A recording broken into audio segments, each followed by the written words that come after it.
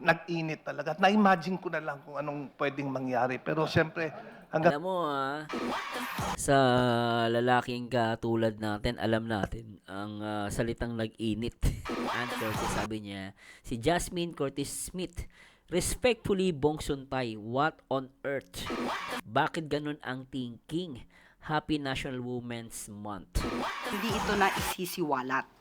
Nasa puso, nasa utak ng isang lalaki. Pero pag ito'y ibinulalas niya at ipinagmalaki sa publiko ang kanyang pagpapantasya sa isang babae, this is definitely a sexual innuendo.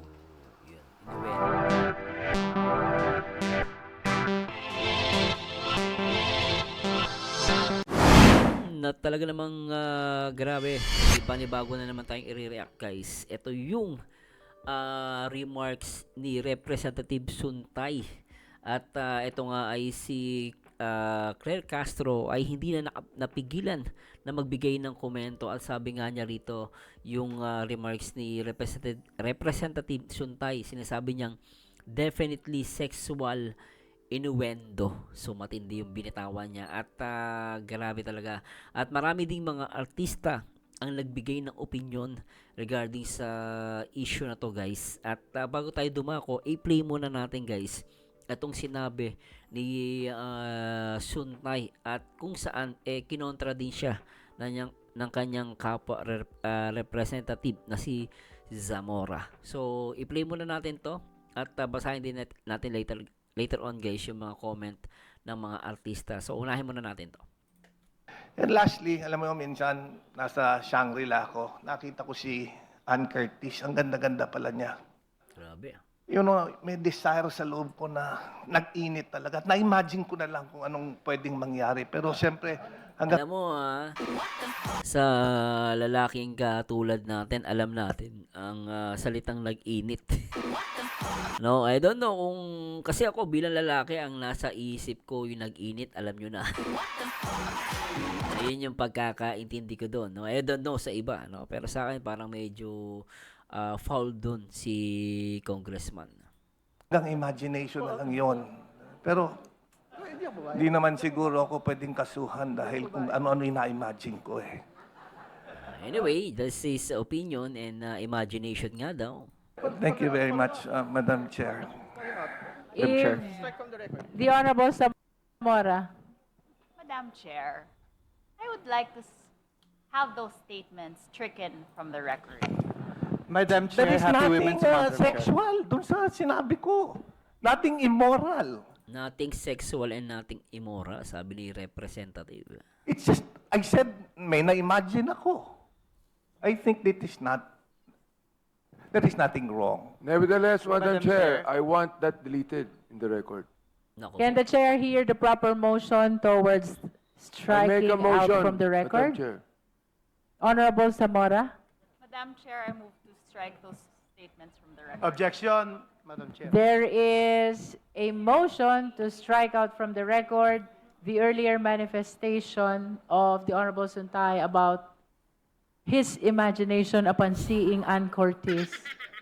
Do I Hindi ng imagination, ano? Pero totoo lang, guys, iba yung nasa isip ko, kanya-kanyang opinion naman tayo, di ba? hear a second? I second. The Second, same Madam has Chair. been seconded. Is there any objection?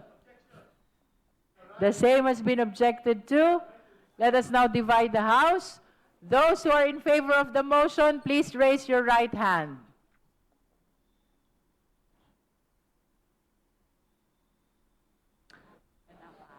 Are we serious?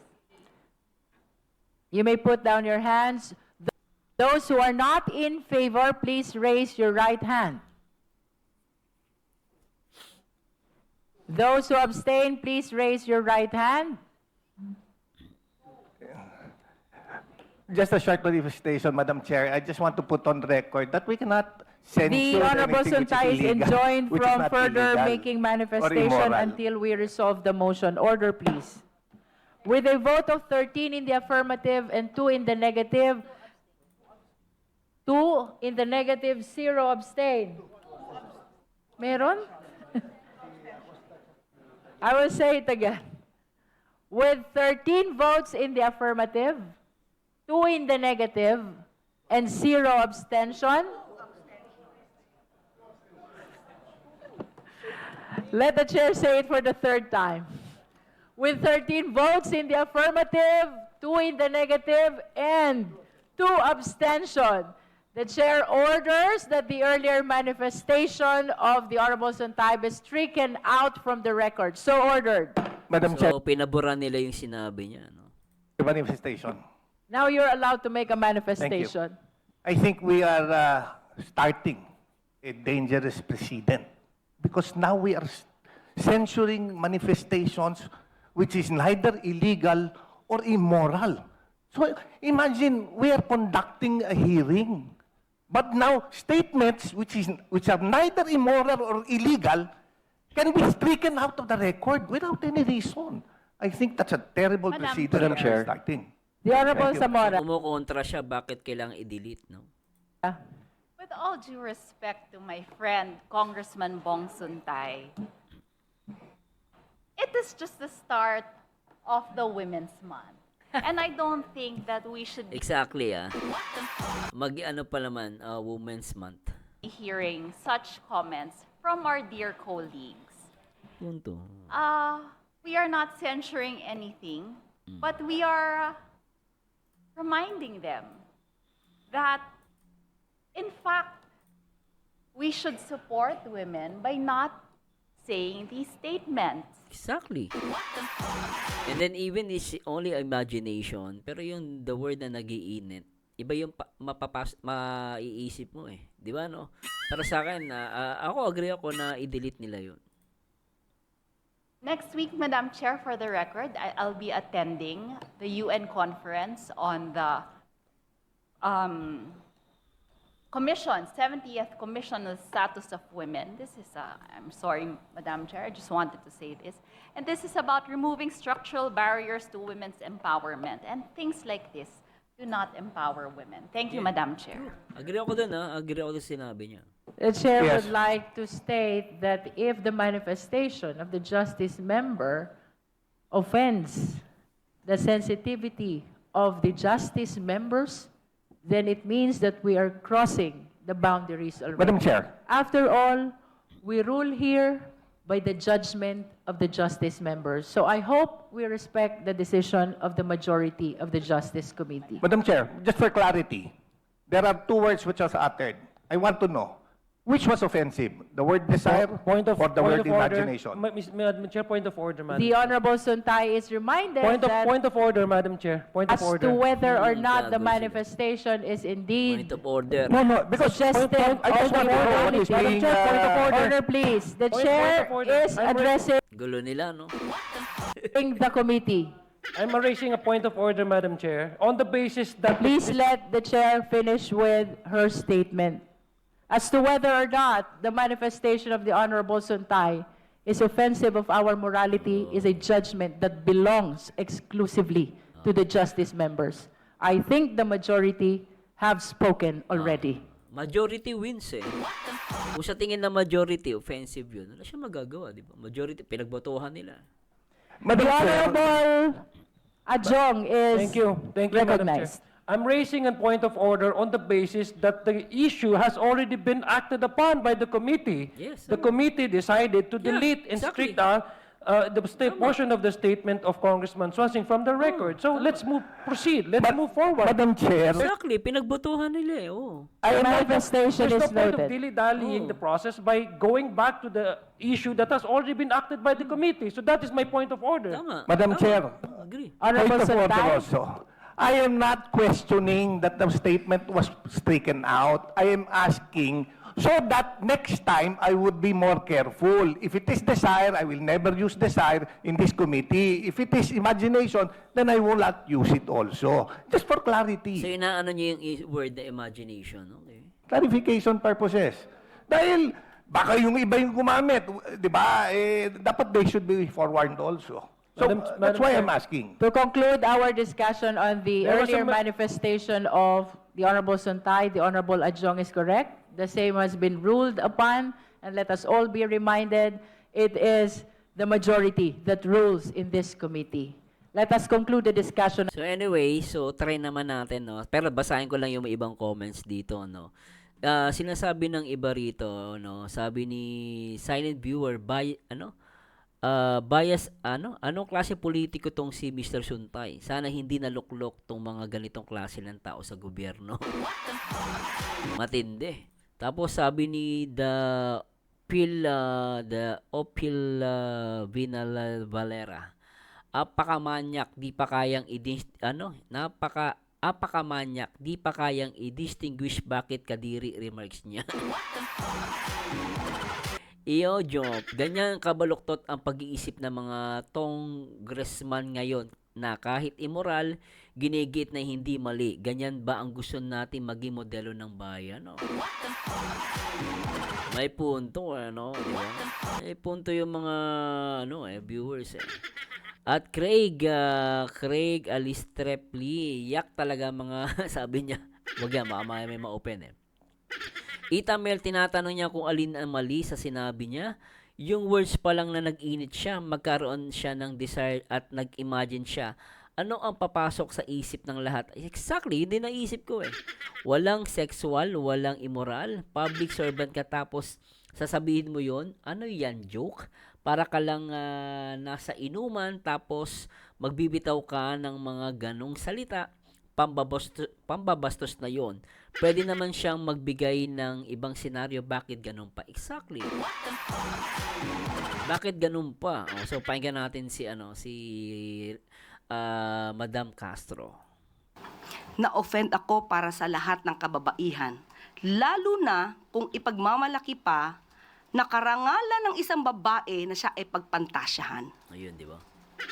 Dapat ba bang ipagpasalamat na ang lalaki ay nag-iisip ng malaswa No, di ba? sa iyong pagkababae? Nagkataon lamang siguro na siya ay nakasuot ng isang suit, Nako po. nakaharap sa isang mic, Oo. at may titulo bago sa kanyang pangalan. Kung nagkataon na ang lalaking ito ang nagsalita ay nasa isang kanto, nakahubad, at sinabihan ng isang babaeng naglalakad na ini-imagine ko kung anong ginagawa ko sa iyo kasi ang ganda mo. Nako po. Magkaiba ba yun? Kung ordinaryong tao ang gagawa o ang tao ay supposed to be isang honorable. Ang pag-i-imagine o pagpapantasya sa isang babae, kung ito'y nasa isip lamang, hindi natin masasabing ito'y krimen dahil hindi ito na isisiwalat. Nasa puso, nasa utak ng isang lalaki. Pero pag ito'y ibinulalas niya at ipinagmalaki sa publiko ang kanyang pagpapantasya sa isang babae, this is definitely a sexual innuendo. Yun. Innuendo. Hindi po ito masasabing walang krimen. The mere fact na sinabi niya to in public, to the public, pertaining to a particular person, it is already covered by Safe Spaces Act. So, hindi pwedeng sabihin na walang krimen kung ito'y ibinulalas at ipinagmalaki pa sa publiko ang isang pagpapantasya sa isang babae. So talaga yun yung sinabi niya. So basahin natin guys yung mga comment naman ng mga ibang artista. So sinabi dito ni Jody Santa Maria, sabi niya, actress Jody Santa Maria criticized the remarks made by Bong Suntay about Ann Curtis during a house hearing on March 3, 2026. So basahin natin. Sabi ni Jody Santa Maria, the analogy wasn't malicious, said the person who made the remark, but the impact was clear. It made people, mostly especially women, feel disgusted and disrespect. May point siya dun, ha? And if that kind of analogy was used to make up a point, it clearly reveals the mindset of the person who said it. That's not something we should normalize. Exactly. Dapat, para sa akin, di naman dapat talaga ni-normalize yan. Yeah, agree ako dyan, no? So, try pa natin basahin. Ito yung ano naman, yung kapatid ni Ann Curtis, sabi niya, si Jasmine Curtis Smith, respectfully, Bong Suntay, what on earth? Bakit ganun ang thinking? Happy National Women's Month. Yung init ng ulo at dugo ko, ang hirap matulog, ah. So, grabe talaga. At kita nyo naman, guys, no? Talagang, yan, no? Basahin ulit natin sinabi nung Zamora, ni Representative Bel Zamora. There's no need for such comment in any hearing anywhere. Bakit niya kailangan magbigay ng ganon? Example, involving an actress, a woman, maski sino pa yon. It was offensive, it was uncalled for, it was irrelevant, and it was very unbecoming of a congressman. Actually, alam ko meron niyang sa Quezon City, 'di ba, bawal yung parang anti-bastos, 'di ba? Lalo sa babae. Alam ko pinagbabawal 'yan eh. So anyway, guys, maraming salamat sa Diyos, and ano masasabi nyo, guys, sa issue na 'to? Sa tingin nyo ba nakakabastos ba ang sinabi ni Representative Bong Suntay o hindi?